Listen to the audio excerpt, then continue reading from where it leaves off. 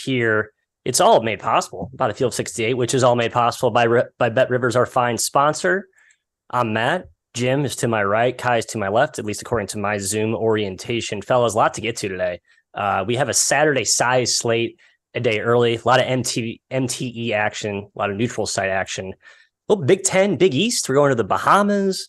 We're going to Jamaica. Where aren't we going today? Going to Las Vegas, Jim, your old stopping grounds. A lot of places to go. Globetrotting. How are you today, Jim? And also, while you're sharing how you are, tell us what you learned from yesterday's action in college hoops. I'm wonderful, Matt. I'm going to go with a couple of learnings from the last 2 days. Texas, awesome. Just absolutely rolled. Gonzaga, we didn't have a show the day after that, so we didn't get to have that takeaway. You were on that one, Matthias. I am concerned about Gonzaga because they have a gauntlet of a non-conference schedule. They might not pick up wins that they need, and I don't know. The WCC is not that high. We'll see what seed Gonzaga gets because I don't think it's going to be like 1 and 2 like it's been throughout the years. And then also, quick tip of the cap to Arizona State, just demolished Michigan without Marcus Bagley, which was really impressive. Kai, those are the two big ones for me. There's obviously others, so I'll hand it off. Yeah, Arizona State continues to be a really weird team. Year to year, they seem to be. It's just a case under Bobby Hurley, but impressive win, obviously. Not a great game for Michigan on their end. Matt, I feel bad for VCU. Ace Baldwin goes down with an injury. He's out for a few weeks, it seems. They're just not the same team. They struggle with Pitt. They lost, lost to Arizona State the day before. It's a big shame, Matt. I wanted them to be good this year, and without Baldwin, it's just not going to happen. Yeah, Rhodes has had a really crappy luck with injuries. You go back to Marcus Evans and Bones Highland. Every year they've had but they're so deep and they're so regimented with how they build their programs. So I think they'll be fine. Takeaway for me, man, where to go? It's a lot to look at. I mean, this Utah State San Diego nightcap was a thriller. Eric Williams, former Oregon transfer with 40 plus, I believe. Making that Utah State team, which looked immortal, actually mortal. But Utah State did prevail. So shouts to Mr. Ryan Odom, who has that thing humming and in the mountains. All right, to run down we go here. Before we do, just a quick plug for our fine sponsor at BetRivers. If you're looking to place a 4-leg parlay, CBB, which we don't always endorse, but when you have a boost of this nature, we do. It's a free 20% profit boost once a week. That will be expiring within the next week, I believe. So please make sure you do that. Check it out. BetRivers. If you don't have it, download it. Get it now. Time for the show. Kai, I'm going to you for the opener kickoff. Baylor, Virginia. Yes. Actually, in Jim's old stomping grounds. This one's at T-Mobile Arena out in Vegas. We'll hit the two for special here. UCLA, Illinois to follow. But Virginia-Baylor, Kai, fascinating dichotomy between what the models have this game priced at and what the actual market does. KenPom had it at 1. But we all know that there's no way in hell Baylor is only 1 point better than Virginia, and the market has reacted accordingly. It is now settled, at 5.6? It is 5. Depending on 5. Your thoughts on that current price? Slight FU to the odds makers there for waking up, becoming conscious, and ignoring the KenPom number. That does suck. I was hoping to get Baylor pretty low in this game. At 5, I'm not taking anything. They do match up well here, in my opinion. They can shoot. They're long. They're talented. Obviously, Virginia, in the past, we've seen with this particular group sort of struggle with athletes, and I think scoring is going to come at a premium for them on the offensive end. It's going to be interesting to see how good this current crop of players is, Jim. They're very experienced now in the system on both ends, but I just think Baylor's too good. I think they're too powerful. I think they can cover the 5-point spread, even though it does seem a bit high. Kai, I'll best bet it. Baylor -5. I just think they're in a different class.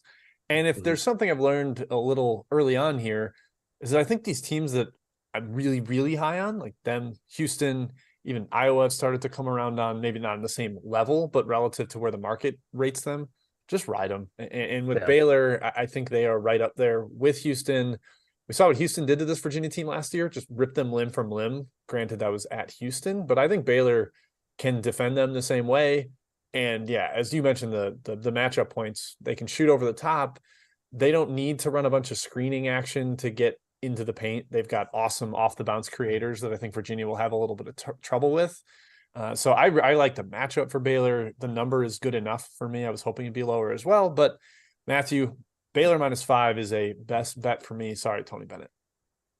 I almost took Baylor first half. I just think that Tony Bennett catching 5-6 is just a wager that's not exactly plus EV, as the Sharps would say. But I'm with Jim. I just think Baylor's in a different class right now. We still haven't yet to find out how fraudulent Virginia is, whether you think they're actually good this year or not fraud. Right. So this is maybe the game where they kind of prove their worth. But I think this might be the cheapest possible price that you're going to get to fade Virginia with an elite team. If you are in the camp of Virginia is sort of a fraud, not sure where I fall on that one. I'm on the fence. And for that reason, I'm staying away.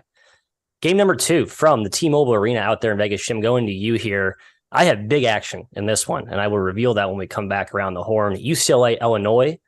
I guess you can maybe say a slight home edge for UCLA. It's in the West Coast, or maybe it's nothing. If you want to split hairs, okay. Kai says no.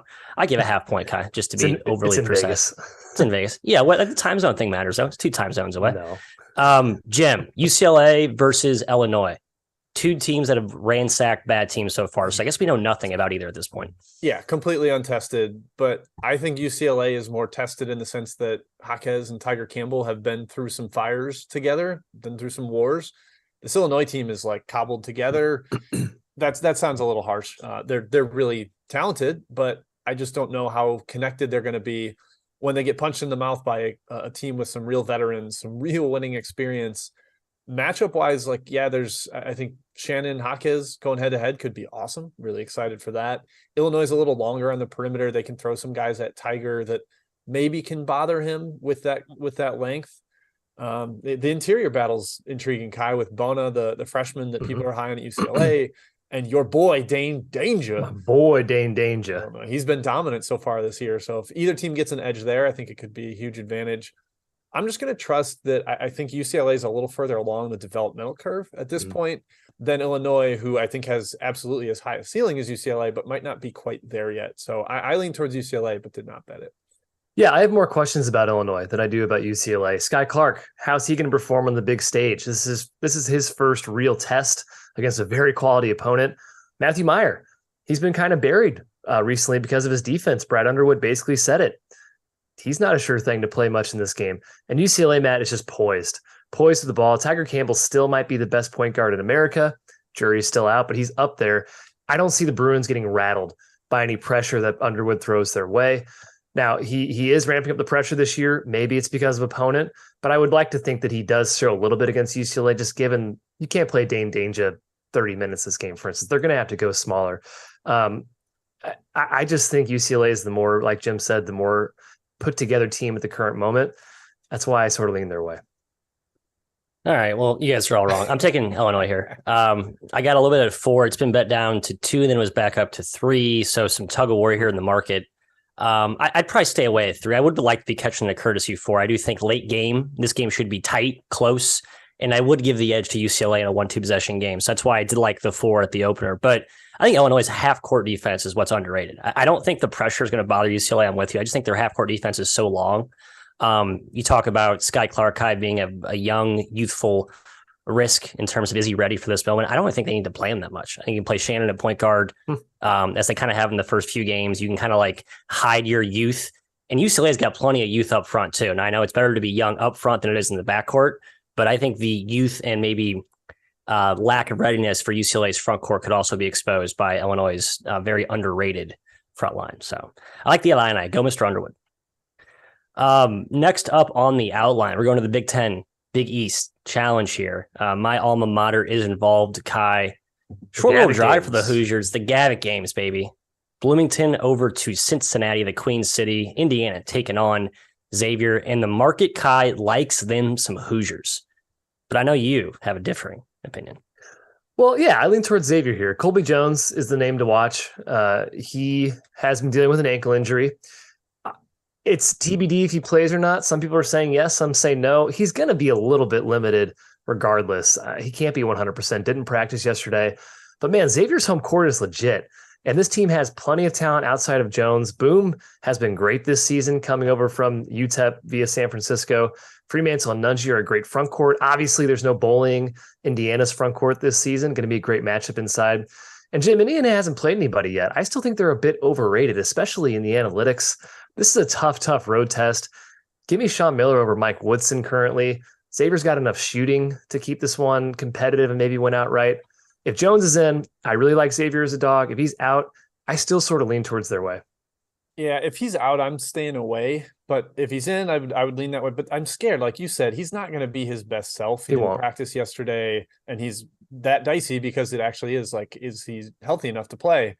I have a little question about some of the shooting with Xavier, or maybe not shooting, but more perimeter creation. Like they're very reliant on Sule Boom, who's been awesome against lower caliber competition, but this is a ridiculously good Indiana defense. That could be an issue. Matt, this is a big boy battle in the paint, though. Nunji, Fremantle, Race, TJD. The difference could be Renault, the freshman, who I actually think is fantastic and gives them a little more depth. When he comes in, he kind of playing against, it's like a backup running back wearing down defenses or coming in against the wearing down defenses. I think he's really, really skilled and could be the difference maker here. So I'm keeping a close eye on Jones. Probably lean towards Xavier as home dogs. I don't think that's the right line, but I've been lower on Indiana and man, they smashed their first two opponents. So we'll see here. Yeah, if you're in the camp of Indiana is the same Indiana as last year, still can't shoot, still vulnerable, and have warts on offense, then I think you should be all over Xavier here. I'm just of the camp that with the addition of Renew, Hood Schifino, there is more dynamism to this IU offense. And I think there's an upside that we're just starting to see scratch the surface. Now they haven't really been tested, but the two mid-majors they destroyed are like decent teams. They're not like complete and utter cupcakes. So I would Bethune-Cookman. Both teams turned over very talented team. Completely. Fair. So I guess if you're going to play them early in the year, we're not going to nitpick the quality, the how great the performance of the non-con. Yes, but I was not very impressed with Xavier's Fairfield effort. So I will say that the team they probably should have built raced at home. Nothing else to add here. I guess I would lean Xavier at the current price, but I do respect my Hoosiers and I'm not fading them. So last game here, Gavitt Games again, Big Ten, Big East special. Jim, the Spartans playing host after the very impressive championship classic effort. Villanova seems like they're getting championships classic. When I say you love that term. God. Villanova has some real issues though. This line got up to 7, and I don't know when the last time Villanova was ever catching 7 points as a dog. But I would guess it's been a while. Yeah, the last time, I don't know what they were on the road at Baylor last year when Baylor was rolling teams early on in the season. And Villanova got completely blown out. And that was with Jay Wright and Colin Gillespie and a little more of an experienced roster. Justin Moore was playing that game. We'll see. I just don't know that Michigan State strikes me as like an awesome big favorite where they're at right now. They've played two really tough teams and competed with high level competition, like great efforts against Gonzaga and Kentucky, no doubt about it. But Villanova is a really well-coached team. Given a touchdown, that seems high to me. Kai, something I liked that I'm sure our boy Joe Kidd in the chat will like. Chris Archidiakono, only 10 minutes against Delaware State, kind of got banished to the bench. They played a lot more Brendan Housen, the freshman. Good. I hope we see a little more Mark Armstrong. His minutes should ramp up. Yeah. I think that's a much better version of Villanova, albeit they couldn't get away from Delaware State. But they were 0 for 16 from 3 in the first half. That was kind of an aberrational performance. Yeah. I think this is too many points. I would certainly lean towards Villanova here. Yep. It's very weird seeing them as a 6-7 point dog. It does kind of make sense if you're just looking at sheer scores this season, but there's more nuance, man. 0 for 16 and a half. That can happen to anybody. And yeah, they didn't run away from Delaware State, but I'm not knocking them too hard. I think it's an overreaction by the market. I'm interested to see how real this Sparty team is, especially inside. They should be fine against Eric Dixon, but man, I've underrated Eric Dixon a lot over the years, and he can pull Sissoko out from under the basket. Longino and Slater seem like a mismatch to me, Matt. Malik Hall did play well against Kentucky, but those are two really big wings, and I'm not very confident in Joey Hauser on the defensive end. Now, guard play is a major edge. Jim talked about Archie Nakano finally kind of getting on the bench, but it's still Sparty by a mile, even though I do like Caleb Daniels. Coaching, Izzo kind of knocks Neptune out of the park for me right now. I don't know. One team has it figured out, it seems like, in Michigan State, and one team is still searching. So I'm staying away despite the big number. My gut screams Villanova, just at the number. I just feel like that team with they have some adults on that team still, right? Like I know it's a work in progress, and obviously at guard play they have huge issues, but just with Dixon and Daniels and Slater, and I've been pretty impressed with Longino as well. I mean, that's 4 guys I can go to war with on the road in a low possession game. That's the thing. I think it's going to feel like 7 turns into 7 feels like 17 just because of how deliberately slow Villanova plays. I think that does work in their favor as the dog here. So I'm hoping it creeps up to 7. So one of you whales out there, make sure you hit Sparty so I can get some 7 on the Novas. All right, chat mob round 1. Jim, I believe you are czarring. Sure am. We're starting off. A couple people have asked about this. Pat Taylor is saying he's thinking about continuing to fade South Carolina today, Kai. He doesn't believe they can take advantage of Davidson's weaknesses, which is notably athleticism. They don't have any of it. What do you think about that? Yeah, I like Davidson as well. -2. The market certainly agrees. I liked him better at pick or slight dog, but I think Davidson can get it done. I'm not a fan of South Carolina at all. I backed Colorado State. I don't think this is a good team quite yet. Yeah, I'm backing Davidson as well today. Matthew, speaking of market loving a team, Chris Thedinga points out how much the market loves Charleston. Bet them like 6 points against Richmond. Bet the heck out of them yesterday against Davidson. We're right both times, so justifiably so. They're taking on Colorado State today, who also smashed yesterday. What do you see in this semifinal matchup? Yeah, I'm with the market. I'm pretty in on this Charleston team. I took them at 1. It's sitting there at 1 right now. So if you want to believe in what I'm putting down and what the market is indicating, this team is pretty legit. And I think Colorado State, while they are good and well coached, yesterday's result was, as you guys mentioned, more of a function of their opponent not being that good. So I'm looking to take the Fighting Pat Kelsey's here. Yeah, I think Charleston's the ultimate live betting team too. Just keep an eye on that. Yes. Like, they get up big, give up a run, and then re-extend. That's kind of what they do. Kai, an early tip, I forget who said, Jets Pete is at the airport. He's looking for what to bet. Lindenwood and Lamar. This was kind of ugly.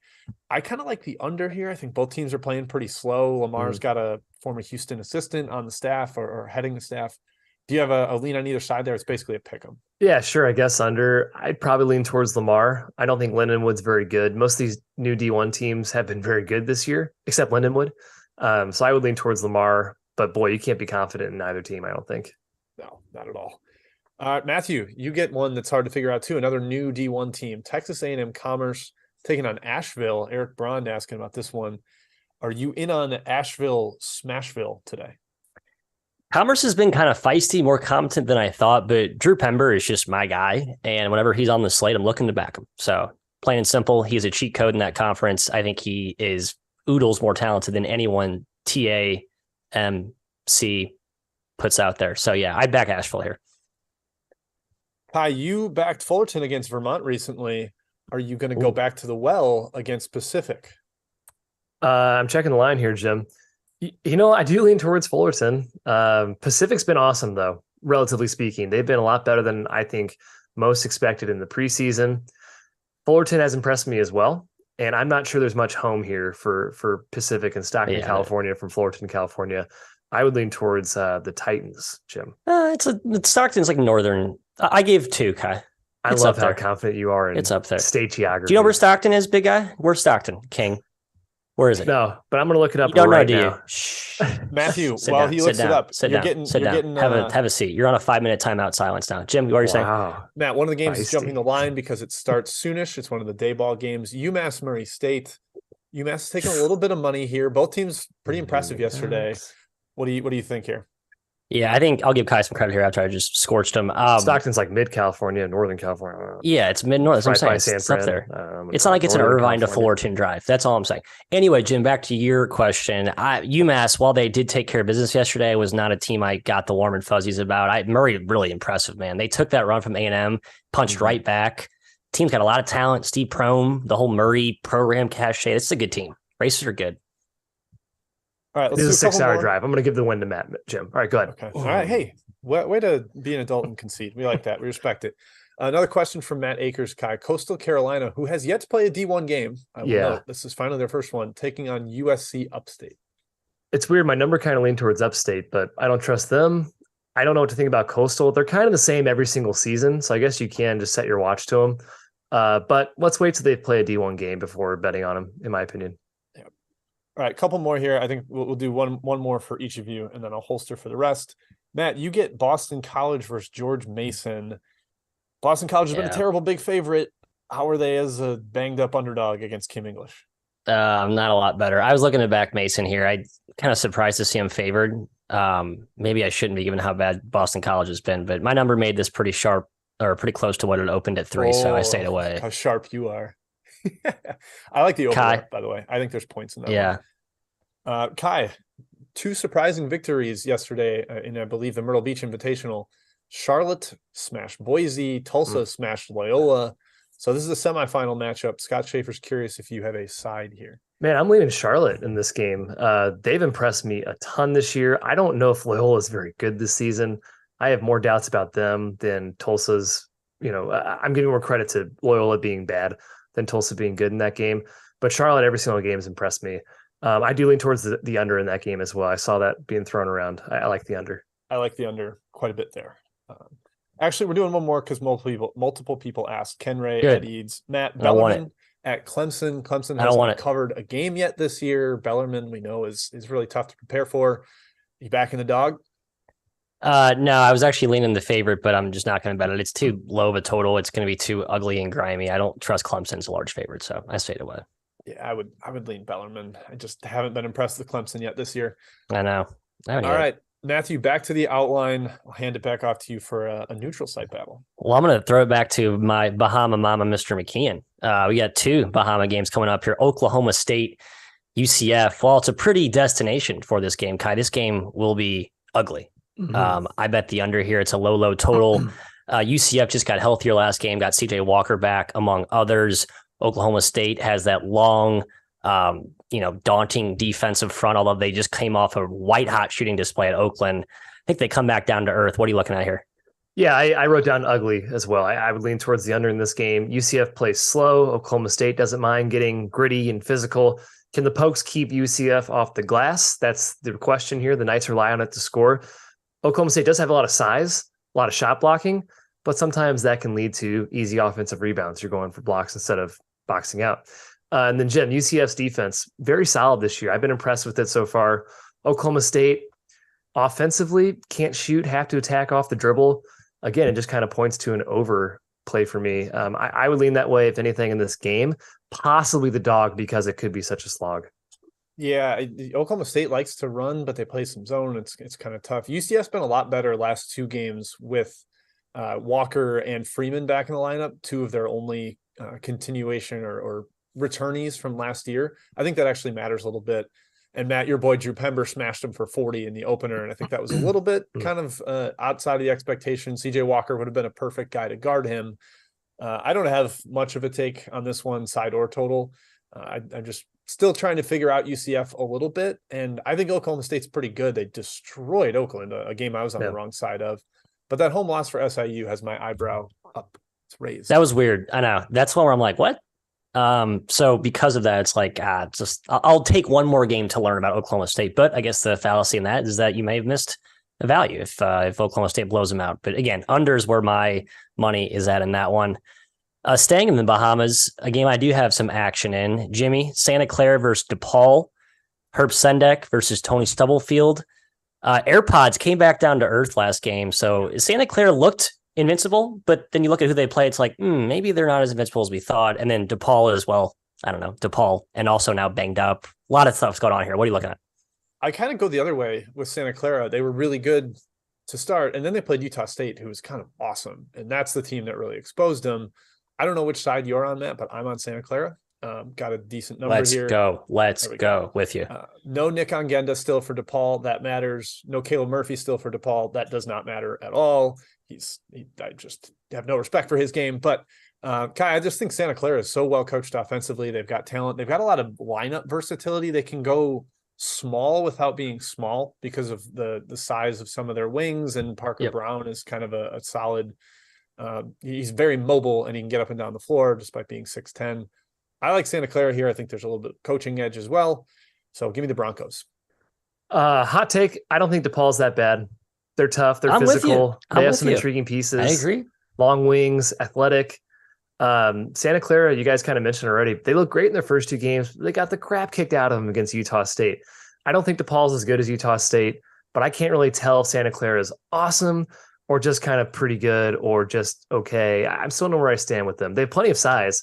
That should keep DePaul at bay on the boards. That's where DePaul's kind of been living this season. If AirPods, Matt, Podziemski scores 30 again, I mean, they can hang around with any team and beat anybody outright. They're also running a lot this year. Sendek has really ramped up the tempo, playing a lot in transition. DePaul's done a nice job getting back in transition. Haven't really faced any teams that do that yet, though, to the level of Santa Clara. So jury is still out on that as well. I'm kind of leaning towards DePaul. They're not a great favorite, though, Matt. So I just wish you and Jim luck on your Santa Clara bets. Thank you. Yeah, I'll need it. Hey, Jim, what we also need is Keyshawn Justice, the guy who's supposed to be an all-conference contributor to this Santa Clara team. He is 2 of 28 to start the campaign. Let me say 2 of 28 from the floor. It's pretty bad. So is it a buy low or is this guy broken? So no, 1 of 15 from 3, 1 of 13 from 2. Hey, he's 7 of 9 from the charity stripe though. So it's got to be buy low, Matt. Brighter days ahead. Buy low. I know. Well, yeah, he's been good like for 4 years. All right, next game. Sort of a weird neutral non-MTE game that I wanted to include in the rundown because I have a strong take on where my money should be placed here. Tuck this in there. It's kind of a good game, though. It's a sneaky good game. Duquesne, Colgate, fun because it's at LeBron James Arena, I believe in Akron, a place where Keith Dambro, Duquesne's head coach, is very familiar. He coached, LeBron, or I guess he coached LeBron in high school, right? Or he's very familiar. I think he did. Right? What's there's something there. Yeah. So I gave a little bit of like a home nudgy point to the Dukes here, Kai. I know you think you're going to laugh at that, but I think that plus Colgate coming off of their insane win at Syracuse, good spot for the Dukes. I didn't need to give home because I think the line was kind of ridiculous to start with. I think Duquesne should have been favored in this game, and I like Colgate a lot. I'm impressed by Colgate's winning in Syracuse, but this is not Duquesne last year. This is Duquesne usually under Dambro, which means they're pretty good. They're a lot more cohesive. They're getting Tevin Brewer even healthier now. He should be pretty much full strength in this game after sort of coming off the bench the last couple. You have to take away the 3 against Colgate, Jim. We all know this. The Dukes has done a relatively good job of running shooters off the line, but opposing teams have been hot against them. Hopefully that regresses for us. I think Duquesne has the athleticism edge against Colgate. I lean Dukes. They're very deep. They're much better than they're giving credit for. So I like Matt's play there. I'm cackling at Pat Taylor's comment. This should be a reminder for anyone that hasn't brushed their teeth. Duquesne versus Colgate. It's just that's great. That's very that's well good. That's really I'm with these guys. We are all in lockstep on this one. I have Duquesne a slight favorite. They have been awesome to start the year. They have awesome guards. They can pressure a little bit. Colgate's figuring things out with a freshman point guard frequently. They did get Oliver Lynch-Daniels back last game, who matters. Shot 52% from 3 last year. So that guy's matters. Relatively important. Handles the ball a bit. But there's a huge athleticism edge here. Colgate struggled with Buffalo's athleticism in the opener. I think Duquesne is the side I'm looking at, Matthew. Yeah, I think that Buffalo game, Jim, you're right. I look at that as the precedent that matters in this specific handicap. I just think Colgate against superior athletes save Syracuse because Syracuse negates their edge by playing zone and Colgate just shreds it to pieces. But Duquesne will press in this game. They will wreak havoc in the backcourt. I think that will bother the sort of unproven ball handlers creators that Colgate has. Like I know they kind of shifted Richardson over to that role. I don't think it's really his natural spot. I think they're going to miss Nelly Cummings and my guy Jordan Burns in this matchup. Isn't this your best bet? And it's also my best bet. I was like, I think it's my best bet in it. As you can tell, a lot of the winds are blowing in Duquesne's direction as I am framing it. So yes, I am all over Duquesne here. +2. 2.5 BetRivers. I'll take the hook. I won't need it, but I will take it. Thank you. That's it. Best bet. Take the Dukes. Keith Dambrock, great coach. Last game on the rundown, heading down to the Panhandle in Tallahassee, where 2 teams are in desperate need of wins. One team in particular, because they don't actually have a win yet. That's Florida State. How bad can this team be is really what this handicap's all about. Florida off of the tough loss to Florida Atlantic, but we're learning every day just how good that Owls squad is. So I'm not going to put a ton of slander on Todd Golden's name, but Florida State, man, Jim, this is bad. It's spiraling quickly. Yeah, the talent level is just not there. The depth isn't there. There's no experience. Like coming into the year, Hamilton knew this would be one of his least experienced teams, but when you couple that with not a lot of NBA talent, unless Matthew Cleveland and some of the other guys like really exploded, and no Bob and Miller because of suspension and injuries, it's wild. Like this game opened, Florida road favorite for sure, and now kind of the market's just like Florida's 10 points better on a neutral. Deal with it. Like that's what we're telling you. Do you agree or not? And at this point, I am not brave enough to back Florida State, even though this line is pretty steep. There was a specific question in the chat about the under from Eric Braun. I would lean that way. I don't know how Florida State scores. That's kind of my most specific angle in this one. Yeah, I mean, spread's gotten a little out of hand. I guess Florida State could be Louisville terrible, but it's a rivalry game. Crazy things tend to happen in these matchups. It's at Florida State. They might pull one here. Florida, they're not quite all together yet, Matt. I know FAU is a good squad, but still not a team you should be losing to at home. Florida State still has a lot of athletes, a lot of length. It could cause issues for Florida trying to score. I do also lean towards the under in this game. Florida's not exactly trying to run it up so quickly. But it's concerning that Florida State lost to Troy, lost to Stetson, and Florida obviously is a much better team. It doesn't make a whole lot of sense why they're this bad. They have a lot of talent. I just don't get it, Matt. I would lean their way at +7 at home. Yeah, I think it's just a confluence of factors. Too young, banged up, not enough depth to backfill. And are they banged up? Yeah, they got two key. I think the Gainey injury and the Baba thing, I think they're supposed to be really key piece. So that's like 40 combined minutes a game that they're missing. And then when the drop off is freshmen that aren't as talented as years past, I think you kind of the slope starts to decline pretty quickly. Baba's a freshman. I know. I think he's supposed to be the best, the most established of the crew. You're right, though. I mean, at some point, it's kind of like the Miami thing the last few years before last season. You have to stop making excuses for them, right? They're not winning games. They're not that good. So all that's to say, I'm staying away. I agree with Jim, though. I do lean under. Chat mob round 2. Let's go. Got quite a few of them, so we're going to hit these relatively quickly. Matthew from Spencer K, a SWAC question for you. Grambling and Grand Canyon. Does Grambling stay rolling after their big win? Yeah, I think the number's a little too big, and Grand Canyon, a team I like, but has been priced a little too highly by the market. Grambling with the week off after that Colorado win. I like the Tigers. Yeah, I don't think GCU's historically been a good, like, huge or big favorite, and that concerns me a little bit. Yeah, 13. Yeah. I'm going to field this one, Kai, and save one for you. Ryan Abramowitz asked about Howard and Wyoming. I like the over. It's been bet up, though. I think this is full track meet without Ike in there. Wyoming's played really, really fast to start the year. Howard very willing to play that fast. I don't have a strong take on the side, but definitely the over. Yeah. Kai, you get a semifinal here. Actually, it's a consolation, surprisingly. Loyola and Boise. You get the other side of the surprising outcomes here. What do you think? I lean towards Boise. I think there's something wrong with Loyola, and it's painful to say it, but they've looked brutal. Boise's not looked great, but they could have beaten South Dakota State. They've had some tough games. I lean towards Boise. Loyola's taken money, surprisingly. I don't think know what they've seen from that team. 3 games they've been bad. I know. Bad.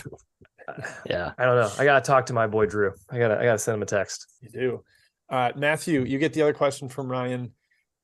It is the Temple Owls. They are they going to do their thing here where they sunk and now they come back up playing as a dog against a local, not rival, but the Owls oscillation is going to continue today. I like the Owls. I think they cover. Was it 5.5? It's a big number for a Rutgers team that was maybe going to almost not have Caleb McConnell and Paul Mulcahy. Sounds like both are going to play today.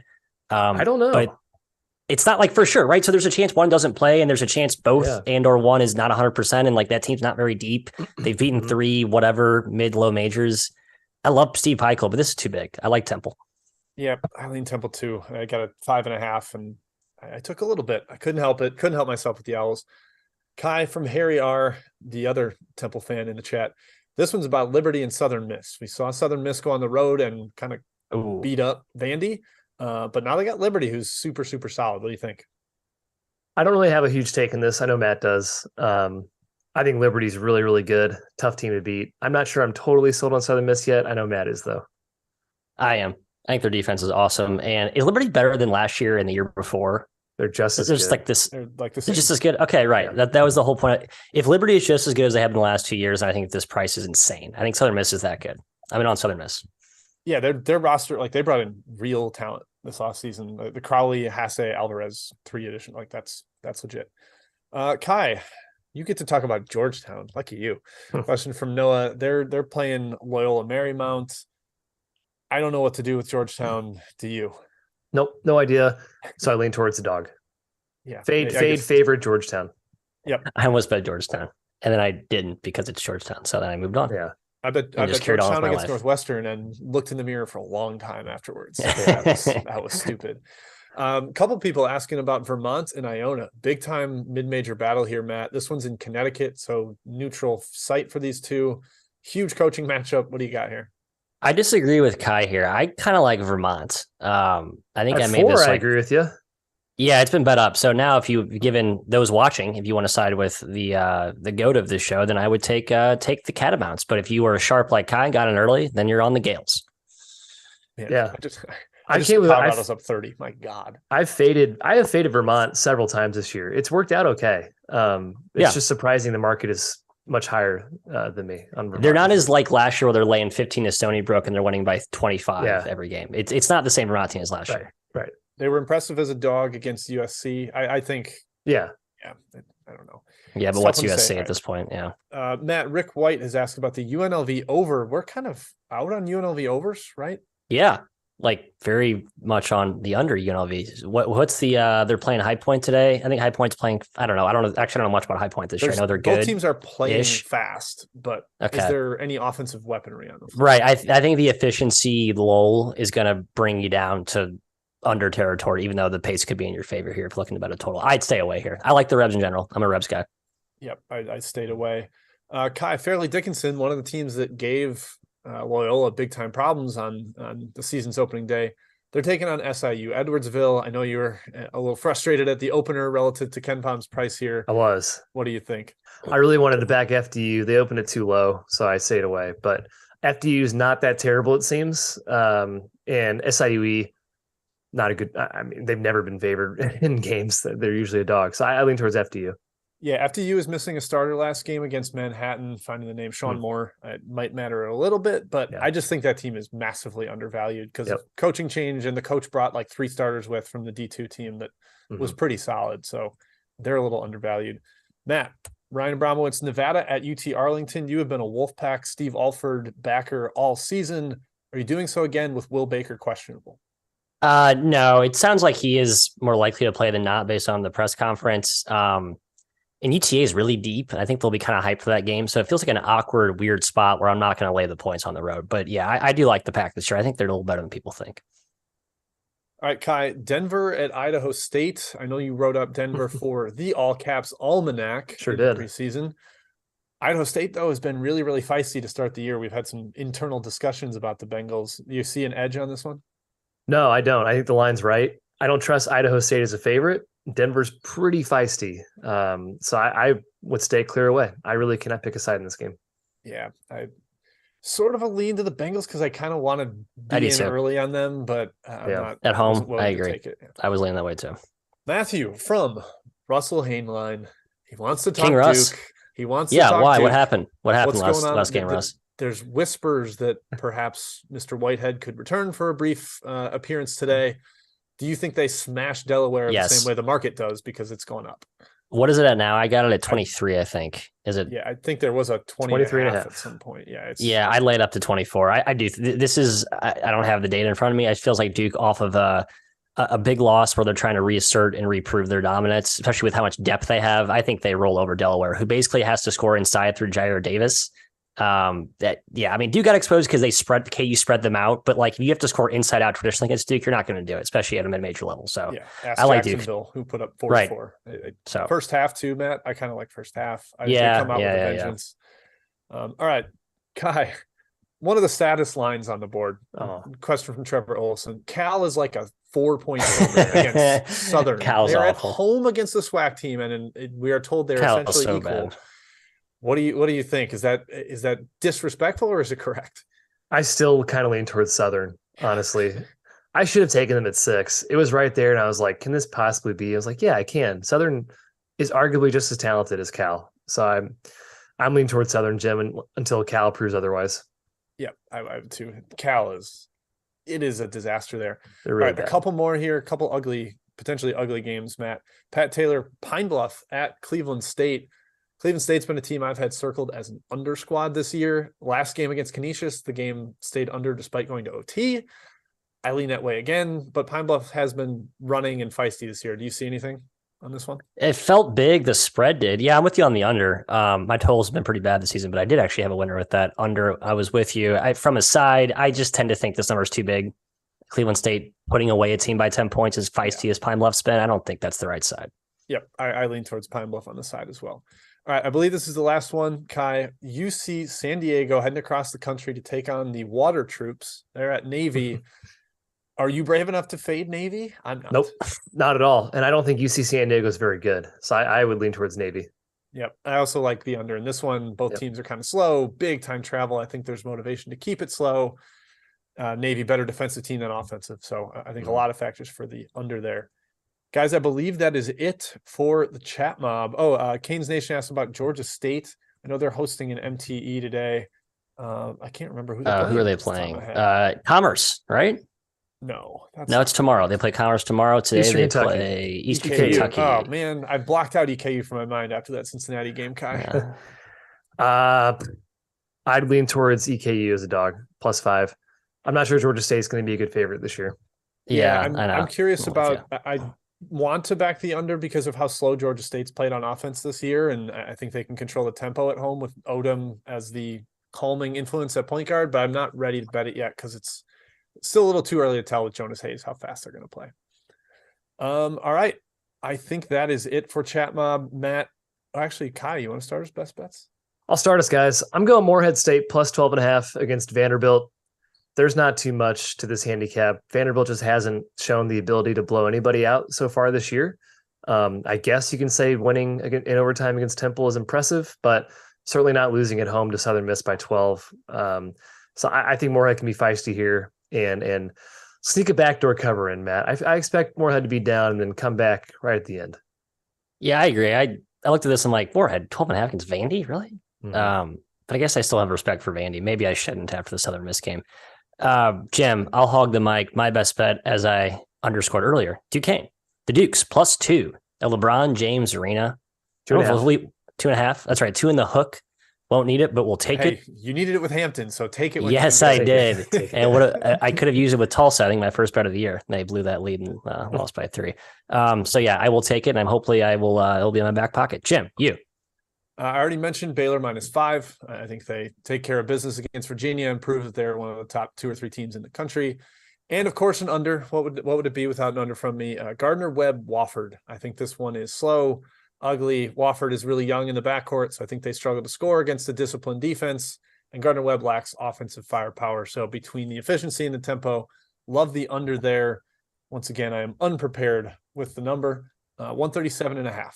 That's the one I'm hitting there. I believe that's it. Matthew, if you want to wrap it up. Wrap it up, we shall. We are back tomorrow, correct? At what time? Remind me. Remind the listeners. 11:15 a.m. Eastern. That's 10:15 Central for those of you that live in the best time zone out there. Good luck tonight on your wagers. Come back, join us tomorrow. A slightly reduced slate, but still a good one with some big, heavy-hitting games. Until that time,